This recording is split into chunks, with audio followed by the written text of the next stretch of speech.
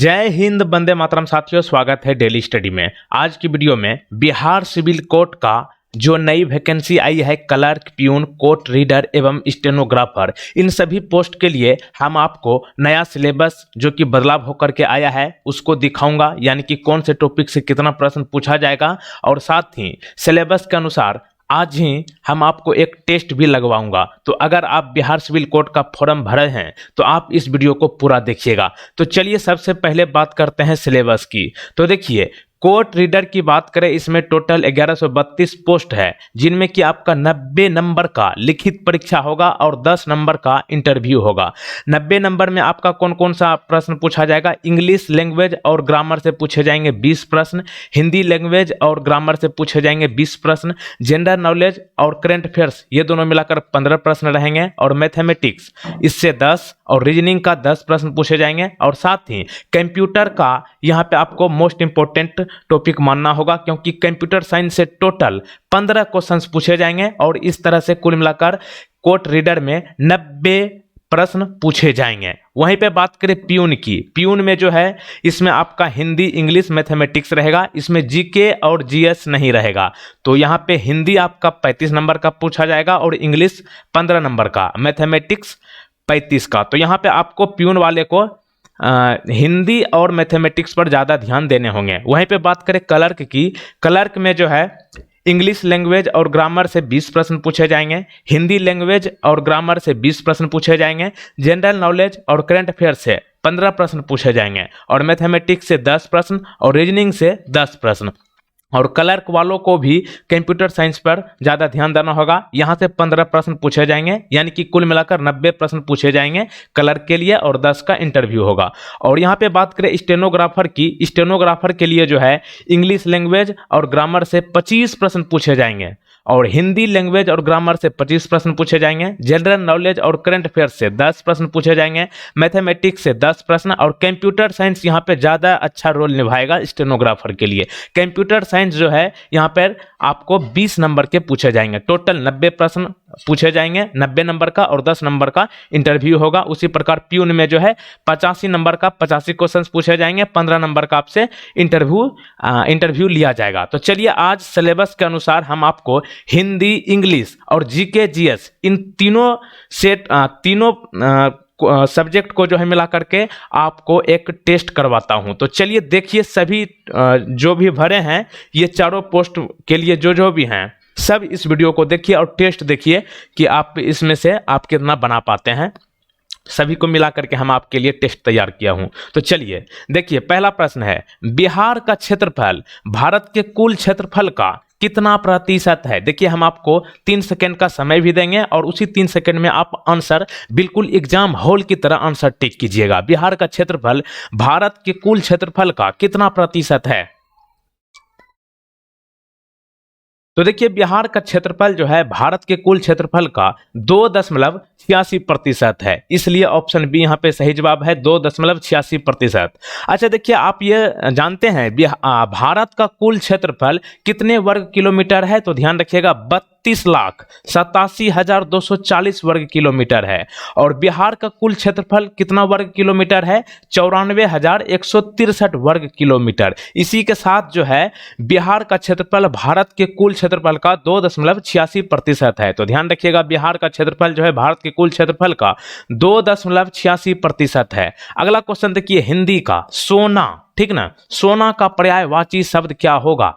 मतलब सोना का सेम मीनिंग बताना है उसको, और क्या कह सकते हैं? सोना को जो है जात रूप कहते हैं, तो ऑप्शन डी यहाँ पे सही जवाब है, जात रूप। अगला देखिए, इंग्लिश का प्रश्न, सिनोनिम ऑफ काम, सिनोनिम का हिंदी क्या होता है? समानार्थी शब्द, यानी कि पर्यायवाची शब्द एक तरह से कह सकते हैं। काम, CALM, इसको काम पढ़ते हैं, इसका जो है सिनोनिम आपको बताना है। बेसिकली काम माने क्या होता है? शांत, ठीक ना। तो जिसको मीनिंग ये पता होगा इस वर्ड का तो वो आसानी से कर लीजिएगा। तो काम का मीनिंग होता है शांत, और इसका सिनोनिम पूछा है तो ये हो जाएगा आपका क्विट। अब बाकी के ऑप्शन को डिस्कस कर लेते हैं। देखिए, काम माने क्या होता है? शांत, शांत को और किस तरीके से प्रेजेंट कर सकते हैं आप? Peaceful, quit and without worry, यानी कि शांतिपूर्ण, शांत और बिना किसी चिंता के। वहीं पे बात करें एक्साइटेड, एक्साइटेड का मतलब क्या होता है? फीलिंग वेरी हैप्पी, यानी कि बहुत खुश, ठीक। और ये क्विट का मतलब क्या होता है? मेकिंग वेरी लिटिल नॉइज, यानी कि बहुत कम शोर करना। तो यहाँ पे यही आपका आंसर है काम का। बाकी के डिस्टर्ब का मतलब तो आप जानते ही हैं। डिस्टर्ब मतलब नॉट थिंकिंग और behaving normally because of mental और इमोशनल प्रॉब्लम्स, यानी कि मानसिक या भावनात्मक समस्याओं के कारण सामान्य रूप से सोचना या व्यवहार करना। और क्लेम, देखिए ये क्लेम तो आप जानबे करते हैं, यानी कि दावा ठोकना, ठीक ना। चलिए अगला बताइए एंटोनिम, यानी कि उल्टा शब्द बताना है। रिसीव, रिसीव करते हैं ना, उसका बताइए। रिसीव का मतलब क्या होता है? रिसीव मतलब प्राप्त करना, तो इसका उल्टा बताना है, यानी कि प्राप्त करने का उल्टा क्या कहेंगे? देना। तो यहाँ पे गिव माने क्या होता है? देना, तो ऑप्शन बी को यहाँ पे आंसर करेंगे। रिसीव माने क्या होता है? प्राप्त करना। करते हैं ना, ब्लूटूथ से रिसीव फाइल करते हैं, बहुत सारा इसका उदाहरण है। रिसीव का हो गया प्राप्त करना, तो गिव माने देना, ये हो गया आपका एंटोनिम, यानी कि उल्टा शब्द। बाकी का ऑप्शन बात करते हैं। ऑब्टेन, ऑब्टेन मतलब क्या होता है? प्राप्त करना, ठीक। फॉलो, फॉलो का मतलब क्या होता है? अनुसरण करना, यानी कि जैसा कहे वैसा करना। अबेंडन का मतलब क्या होता है? त्याग देना। तो यहाँ पे हो जाएगा रिसीव माने प्राप्त और गिव माने देना, तो यहाँ पे ऑप्शन बी सही जवाब। अगला देखिए, कण्व वंश की राजधानी कहाँ थी? जीके का प्रश्न है। कण्व वंश की राजधानी कहाँ थी?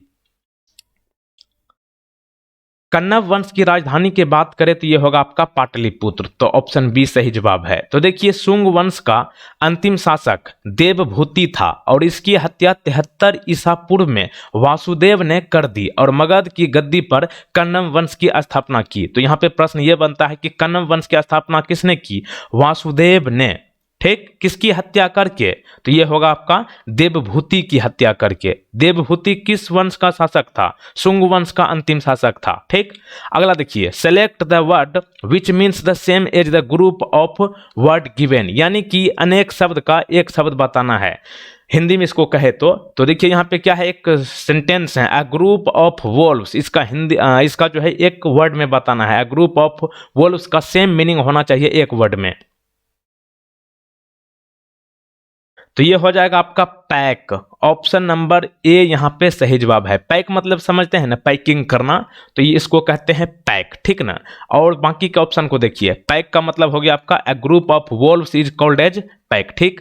फ्लॉक मतलब क्या होता है? इसका मतलब होता है a group of birds is called as flock, यानी कि बर्ड मतलब क्या? चिड़ियों का झुंड, ठीक ना। पक्षियों का झुंड को क्या कहते हैं?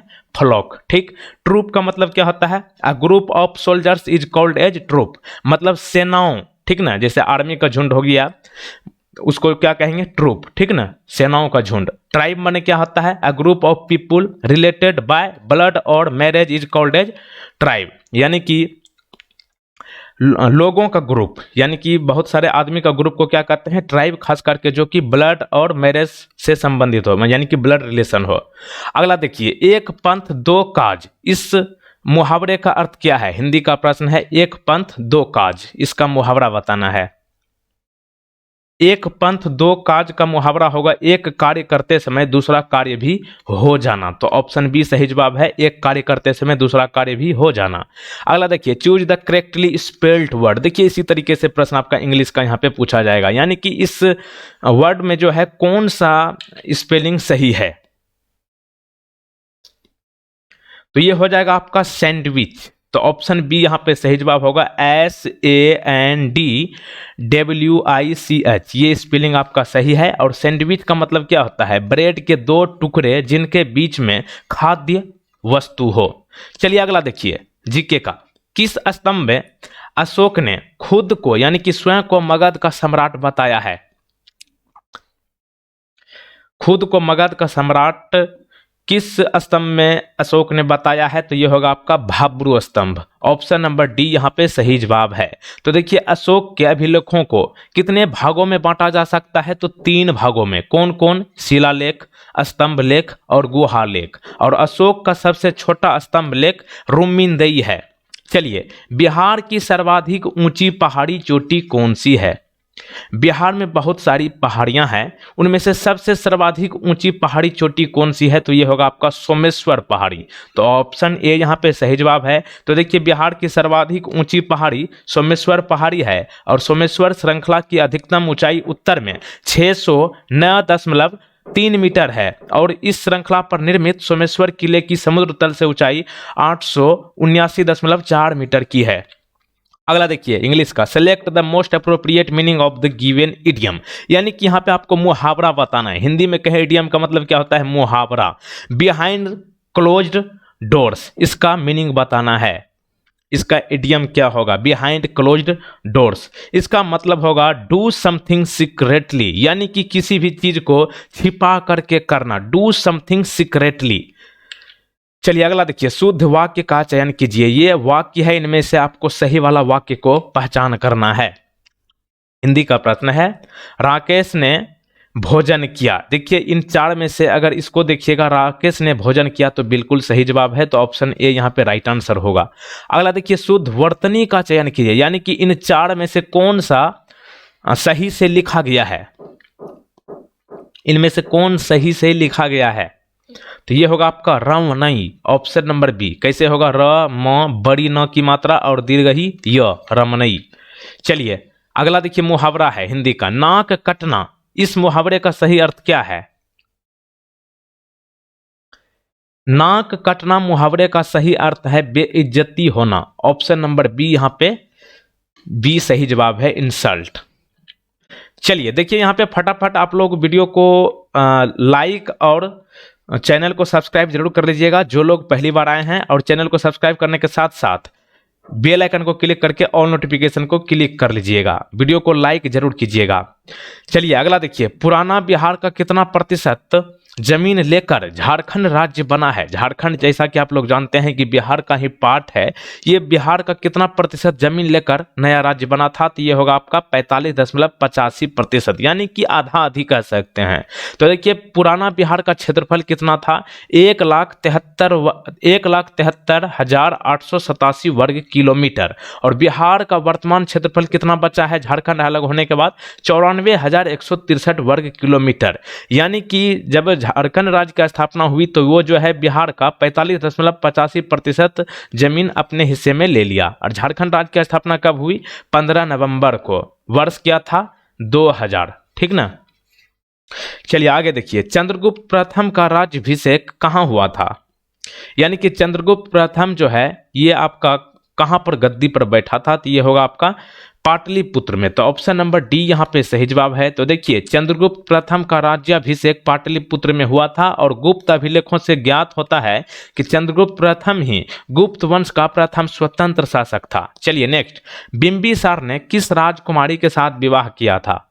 इन ऑप्शंस में से बताइए बिंबिसार जो है किस राजकुमारी के साथ विवाह किया था? तो ये होगा आपका कौशल देवी, चेल्लना, क्षेमा, यानी कि उपयुक्त सभी। Option number D. तो देखिए ईसा पूर्व 6ठी शताब्दी में मगध में हर्यक वंश का राज्य स्थापित था और इस वंश का प्रथम शासक बिंबिसार था। अगला देखिए, राजा शब्द का विलोम क्या है? उल्टा शब्द बताना है। हिंदी का प्रश्न है प्यून वाले के लिए, तो ये काफी इंपॉर्टेंट है। तो देखिए राजा शब्द का विलोम जो है रंक होगा। ऑप्शन नंबर ए, रंक मतलब एक तरह से ग्रीव कह सकते हैं। चलिए नेक्स्ट देखिए, भारत की प्रथम राजधानी होने का श्रेय किसको प्राप्त है? तो ये हो जाएगा आपका पाटलिपुत्र को। ऑप्शन नंबर डी यहां पे सही जवाब है। तो देखिए भारत की प्रथम राजधानी होने का श्रेय पाटलिपुत्र को प्राप्त है। और पटना नगर की स्थापना किसने की थी? पटना नगर की स्थापना जो है हर्यक वंश के शासक उदयन के द्वारा किया गया था। कब किया गया था? 455 ईसा पूर्व में। देखिए कई तरह के से प्रश्न बन सकता है। पटना नगर की स्थापना किसने कौन से वंश की? हर्यक वंश। राजा का क्या नाम था? उदयन।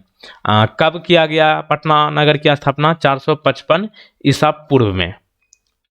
चलिए, विलायत अली की मृत्यु कब हुई थी?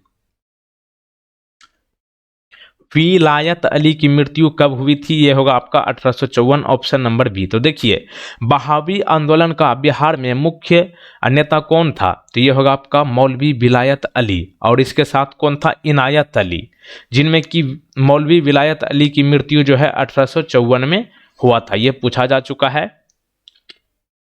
मूक का विलोम शब्द बताना है। मूक शब्द का विलोम शब्द यहां पे क्या होगा?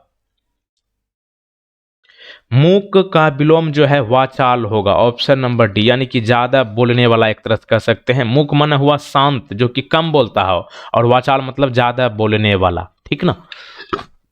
बिहार का कौन सा क्षेत्र 1770 से 1771 में सन्यासी विद्रोह का केंद्र रहा था?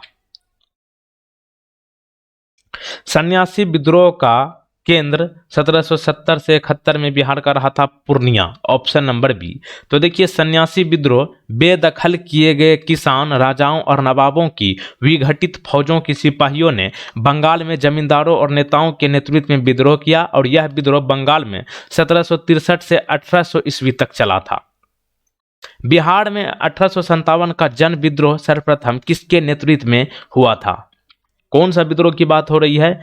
जन विद्रोह। ये जो है बिहार में 1857 में हुआ था। इसका नेतृत्व किसने किया था? पीर अली। तो ऑप्शन बी यहाँ पे सही जवाब है, पीर अली। तो देखिए, बिहार में 1857 का जन विद्रोह सर्वप्रथम पीर अली के नेतृत्व में 3 जुलाई 1857 को अंग्रेजों के विरुद्ध संघर्ष हुआ था। महावीर स्वामी के पिता सिद्धार्थ का संबंध किससे था? तो देखिए, महावीर स्वामी के पिता का क्या नाम था? तो ध्यान रखिएगा, सिद्धार्थ। सिद्धार्थ का संबंध किससे था? वज्जी संघ से। तो ऑप्शन सी सही जवाब है। तो देखिए, महावीर स्वामी के पिता का नाम था सिद्धार्थ, और इसका संबंध जो है वज्जी संघ से था। और महावीर स्वामी के पिता सिद्धार्थ जो है ज्ञात्रिक क्षत्रिय गण के मुखिया थे। दानव का पर्यायवाची कौन सा है? दानव का पर्यायवाची यानी कि सेम मीनिंग बताना है, दानव, ठीक। तो देखिए, जो लोग यहाँ पे गाथा देखते होंगे, महाभारत, रामायण, ये सब, तो उसको आसानी से इसको सॉल्व कर पाए होंगे। दानव का पर्यायवाची शब्द जो है दैत्य होगा। तो ऑप्शन डी यहाँ पे सही जवाब है। देखिए, 25 क्वेश्चन कंप्लीट हो गया है। अब एक इंपॉर्टेंट क्वेश्चन आपके लिए है, जिसका कि आंसर आपको नीचे कमेंट बॉक्स में बताना है। बिहार में कुल कितने प्रमंडल है? इस प्रश्न का सही जवाब आपको नीचे कमेंट बॉक्स में बताना है। और एक इंपॉर्टेंट सूचना, जो लोग फ्री में फुल टेस्ट देना चाहते हैं, तो आप इस वेबसाइट dailystudy.co.in पर जाकर सभी टॉपिक का टेस्ट बिल्कुल फ्री में दे सकते हैं। और यहाँ पे आपको क्वेश्चन जो है बहुत व्याख्या करके समझाई गई है। तो यहाँ पे एक बार आप लोग जरूर जाइए, dailystudy.co.in, ठीक।